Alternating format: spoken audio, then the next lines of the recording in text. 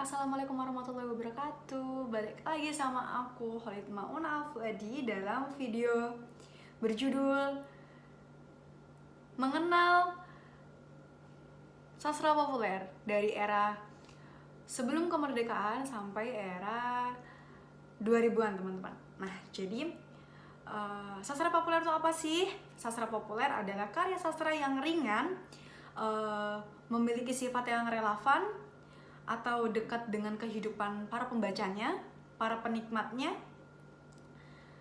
dari yang bisa dilihat dari ciri-ciri sastra populer, yaitu mulai dari gaya bahasa yang digunakan, dari tema yang dituliskan, dari tokoh-tokoh yang dipakai oleh si pengarang karya sastra ini. Nah, selain itu, pembaca dari sastra populer ini adalah kebanyakan dari kalangan remaja. Kenapa demikian? Karena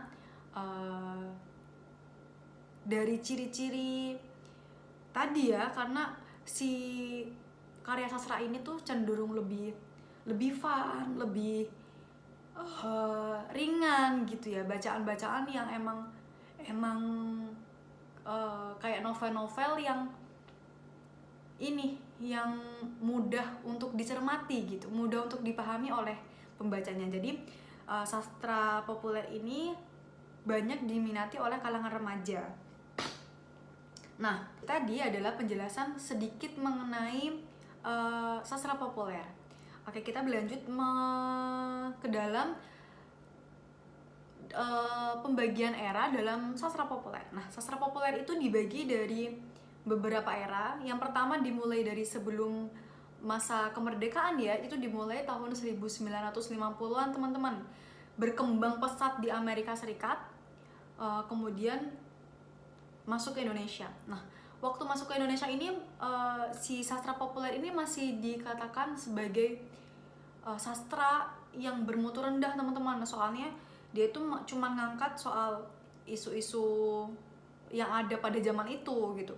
Jadi tren-tren yang ada pada masa itu tuh ditulis tuh, jadi dijadiin karya sastra. Nah, itu bagi beberapa orang dianggap sebagai sastra yang bermutu rendah. Kemudian beralih menjadi sastra populer era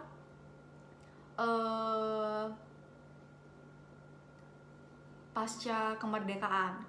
Kemudian ada di era reformasi sampai dengan tahun 2000-an. Dari era reformasi sampai tahun 2000-an itu menjadi era di mana sastra populer ini berkembang dengan pesat, teman-teman. Jadi dengan kemajuan ilmu pengetahuan dan teknologi, jadi tuh si karya-karya ini menjadi berkembang pesat di tahun reformasi sampai tahun 2000-an. Kemudian kesusastraan periode reformasi sampai 2000-an ini memiliki ciri-ciri karya yang bertema sosial politik.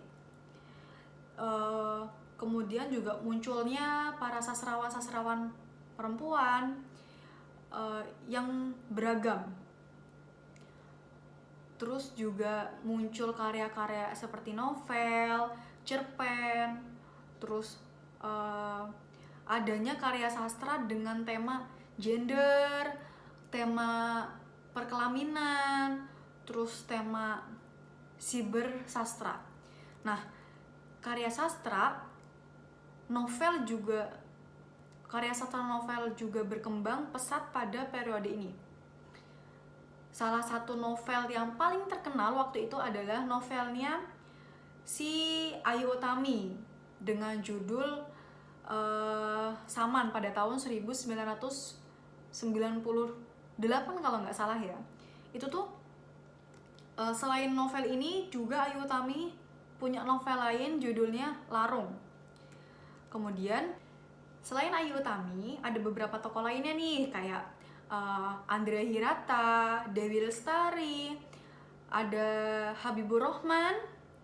Terus pada era ini novel-novel yang terkenal itu dari Andrea Hirata Ada Laskar Pelangi teman-teman tahun 2005.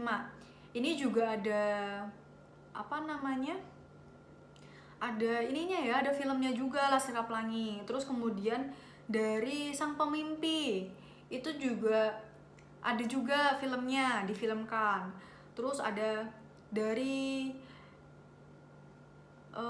tahun 2007 Eden Sar itu juga, dan Padang Bulan dan Cinta Dalam Gelas tahun 2010 itu karyanya Andrea Hirata.